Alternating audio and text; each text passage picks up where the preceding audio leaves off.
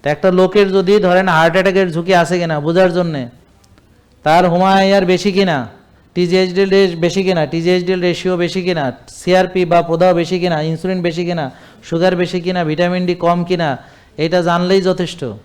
যদি কারো এরকম থাকে তাহলে নিশ্চিতভাবে তার রক্তনালীর ভিতরে ব্লক তৈরি হচ্ছে। এখন হয়তো ব্লক 70% টের পাবেন না কিছুই, 80%ও টের নাও পাইতে পারেন, এমনকি 100% ব্লক তাও টের পান না।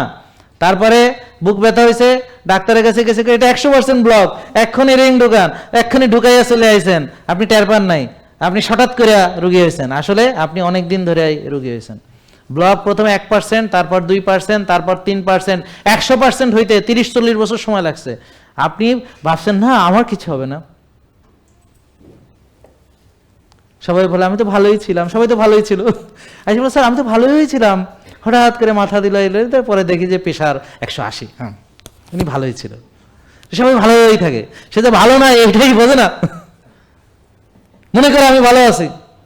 হ্যাঁ, তাইলে আপনারা আসলেই ভালো আছেন কিনা বোঝার জন্যে এই পরীক্ষাগুলো করানো অত্যন্ত জরুরি। জেকে লাইফস্টাইল লিমিটেড, ওষুধ মুক্ত সুস্থ জীবন।